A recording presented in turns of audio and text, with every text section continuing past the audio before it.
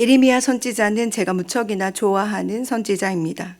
바로 오늘 우리가 읽은 본문에서 보여지듯이 하나님과의 친밀함 그리고 교제의 깊이가 다른 선지자들과 다르다고 느껴졌기 때문이고, 두 번째는 그는 말씀을 전하는 자로 삶이 또한 그 말씀대로 살아냈기 때문입니다.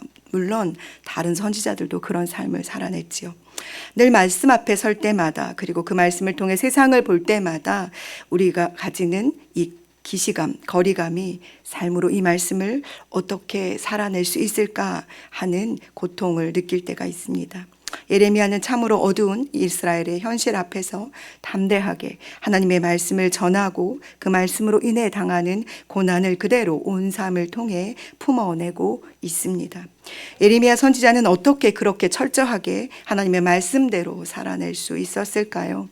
먼저 그는 하나님께서 그를 아시고 그에게 임하셨기 때문입니다. 그리고 이 사실을 예레미야 자신도 잘 알고 이 사실을 늘 고백합니다. 이 고백의 시작은 예레미야서 1장 5절에서 시작됩니다. 내가 너를 모태에 짓기 전에 너를 알았고 내가 배에서 나오기 전에 너를 성별하였고 너를 여러 나라의 선지자로 세웠노라. 이 고백은 예레미야의 사명으로, 하나님께서 하신 이 선언은 예레미야의 사명으로 연결되어집니다.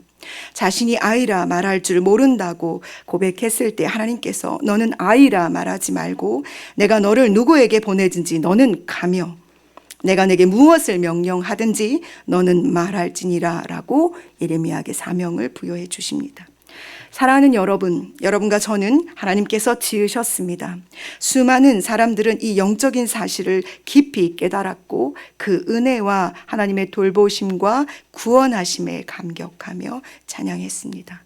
시편 139편의 저자도 이렇게 고백하지요. 나를 아시는 하나님께서 나의 앉고 일어섬을 아시고 내 생각을 아시고 멀리서도 내 모습을 보시고 내가 어떠한 상태인지를 아신다. 그 이유는 바로 하나님께서 나를 지으셨기 때문이며, 그래서 나는 그 하나님 앞에 절대 숨어 살 수 있는 존재가 아니라고 말입니다. 나를 지으신 하나님, 나를 잘 아시는 하나님께서 아침마다 늘 새롭게 우리에게 말씀하고 계시니 이 말씀 때문에 우리는 순종하며 주님 앞에 하루를 또 살아내야 하지 않겠습니까? 그 거룩하신 손을 내 입술에 대주시고 그 말씀을 내 입에 두셨으니 이 말씀이 우리의 생명 양식일 수밖에 없습니다. 예레미야의 사명은 자신에게 주신 말씀대로 말해야 했고 살아내야 했고,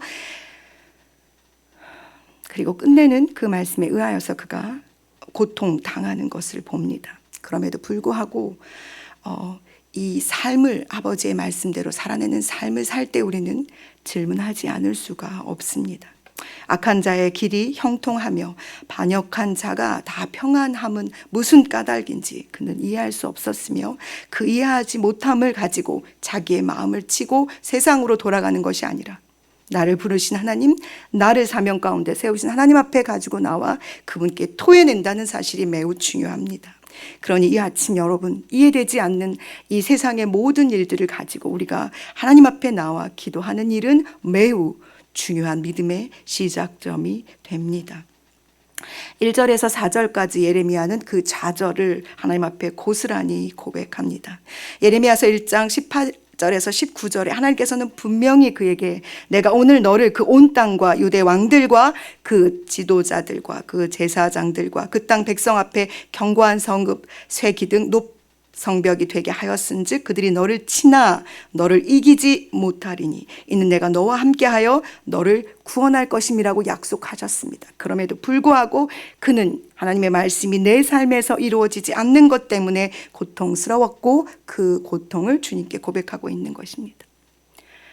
잘 들여다보십시오. 그럼에도 불구하고 예레미야는 하나님이 의로우시다는 사실, 그분이 선하시다는 사실에서 흔들리지 않습니다. 공의가 사라진, 하나님의 그 정의가 사라진 현실 앞에서 그의 부르짖음을 하나님께서 들으셨고, 그리고 그 들음에 하나님께서 응답하십니다. 사실 이 12장 5절에서 6절까지 하나님의 응답은 예레미야를 위로하시거나 예레미야의 마음을 헤아려 주시는 것이 아니라 다시 1장에서 그에게 부여해 주셨던 사명을 깨닫게 해주시는 하나님의 강한 메시지입니다. 만일 내가 보행자와 함께 달려도 피곤하면 어찌 능히 말과 경주하겠느냐. 네가 지금 당하고 있는 네가 보고 있는 이 어둠의 현실들을 보고 네가 이렇게 곤란해하고 곤괴하면 네가 나중에 네가 보게 될, 너가 해야 될 하나님의 사명 앞에서 너가 어떻게 견뎌낼 수 있겠느냐라고 지금 말씀하고 계십니다. 지금 이것은 요단강이 창궐하여 물이 넘쳐 그곳에 수많은 사람들의 생명이 죽어가는 것이 이제 앞에 있을 것인데 너가 그것을 볼 땐 네가 어떻게 하겠느냐라고 지금 하나님께서 예레미야에게 다시 예레미야의 사명을 상기시키고 계시는 것입니다. 이 상기시키시는 하나님의 말씀에 그가 깨달음을 얻고 그는 앞으로의 40년 동안 하나님 앞에, 선하신 하나님 앞에서 자기에게 주어진 이 사명을 붙잡고 끝까지 달려가게 됩니다. 그리고 끝내는 그가 이스라엘의 멸망을 보고 이스라엘이 잡혀가는 것을 그가 감옥에서 지켜보는 현실 앞에 담대하게 살게 되는 것을 볼 수 있습니다. 그는 사역자로 하나님의 이 어둠을 깨우는 새벽의 파수꾼으로 살아내는 삶을 결코 포기하지 않았고 그 곤란함과 곤고함에서도 넘어지지 않았던 것을 우리가 볼 수 있습니다. 기억하십시오. 하나님께서는 분명히 순종하지 않는 그들을 반드시 뽑아내고 멸절시키시겠다고 약속하셨습니다. 그럼에도 불구하고 하나님께서 하시는 이 모든 말씀이 사랑에 기인한다는 사실 또한 예레미야는 알고 있었습니다. 저희가 읽은 7절에 내가 내 마음으로 사랑하는 그것을 그 원수의 손에 넘겼나니, 이스라엘의 고난과 고통과 이 멸망은 하나님의 사랑하심에 기인하는 아버지 아파하는 마음이라는 걸 예레미야는 깨달았고, 그래서 그는 하나님께서 자기에게 부여해 주신 이 사명을 끝까지 붙잡고 달려갈 수 있었던 것입니다. 우리도 때로 오늘 예레미야처럼 하나님 앞에 설 때가 있습니다. 왜 악인은 형통합니까?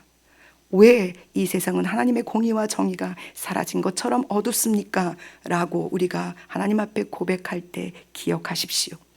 그것이 하나님의 사랑이십니다. 하나님의 선하심은 이 모든 것을 알고 계시고 그 선하심에서 기인하는 이 모든 것은 하나님의 회복의 시작이라는 사실입니다. 이때, 바로 그때 우리가 할 일은 예레미야처럼 하나님의 의로우심과 선하심을 믿고 고백하며 그분 앞에 달려가 그분 앞에 부르짖는 것임을 기억해 주시기 바랍니다.